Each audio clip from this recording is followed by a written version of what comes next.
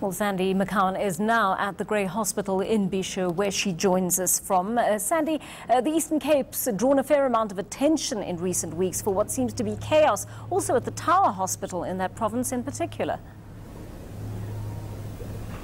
Yes, there has been a lot of controversy around the Eastern Cape due to the fact that there has been reports that the Eastern Cape Health Department owes 17 billion rand in negligence claims. One of those claims is Wandile Moyalwa. Now, you've just heard that he has been in a lot of pain for over 11 years since he's had his operation, and for 7 years he has not yet had his case wrapped up. It's been a long 7 years. He's had to rely on his mother to look after him and his entire family, and we have decided to bring together the health department and his lawyers to find out why this is taking so long.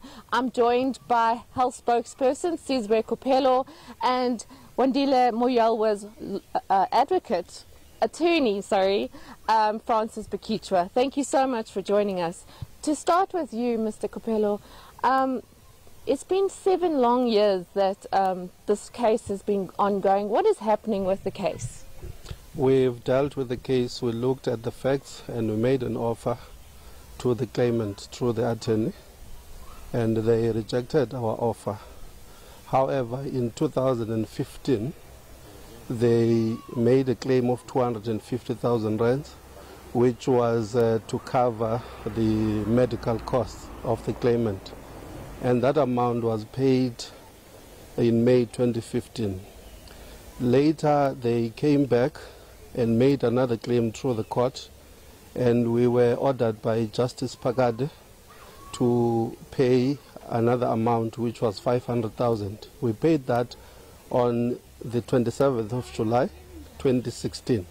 So we've paid a total of 750,000 rands as an interim payment, which is more than what we had offered as the department, because we looked at the case itself, we analyzed it, and they rejected the offer that we made. We said they need to then substantiate and quantify the claim that they were making. So the ball is in their court. We've paid, and they can account as to what they've done with the money. Ms. Bakichwa, you've heard what the health department's saying. They said they have given you an offer. It has been rejected. How can we get this case speeded up? What is the next step for you? First of all, I'd like to confirm what the spokesperson has said. We have received the payments, but those are interim payments. An interim payment is really money to hold you over and cover costs incurred as a result of the case. In terms of moving forward, I'm happy to hear that perhaps they put the ball in our court in this regard, to quantify, which we have filed our specialist reports, and they too, the defendants have also filed their specialist reports. So the matter of adjudication should probably be then something that we bring to court for a judge to decide based on the papers we have filed.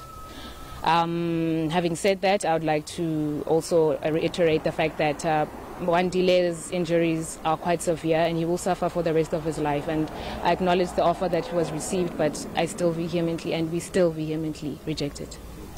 So the legal team are vehemently rejecting it, saying that he's in a lot of pain, he's lost his job, he's not going to be able to work again. How does the department now respond to that, and where do you take it from here? Well, I'm not going to attempt to argue the case. There are relevant platforms for that. But what is important for us is that we are willing to finalize the case. We've been waiting for the plaintiff's lawyer to come and finalize the case. We've put the offer on the table, which was rejected, but we've paid already. There's an interim amount that was paid. So they must just come and then we finalize the issue. As to the condition of the patient, that would be discussed at the relevant platform. You heard what the health department saying. They're willing to finalize this case. Can we expect this to be done this year? As you said, Mr. Moyalwa is in a lot of pain and he really needs to have some money to help him. This is great news. I'm happy to hear this from the department. I think moving here we'll be able to come to some mutual agreement, and this case can finally come to an end, and Mr. Justice can prevail at the end of this case. So as you've heard, we brought both sides of the story together. They have both confirmed that they are willing to sit down and talk about compensation, and they are willing to wrap this story up as fast as possible, because in the end of the day, Mr. Moyelwa is sitting in a lot of pain. He's relying on his mother to look after him and his entire family, and he has a lot of medical expenses that need to be paid. So let's hope that soon this will be wrapped up. Sandy McCowen, thank you so much for watching that story for us, the human face of what is going on in the Eastern Cape.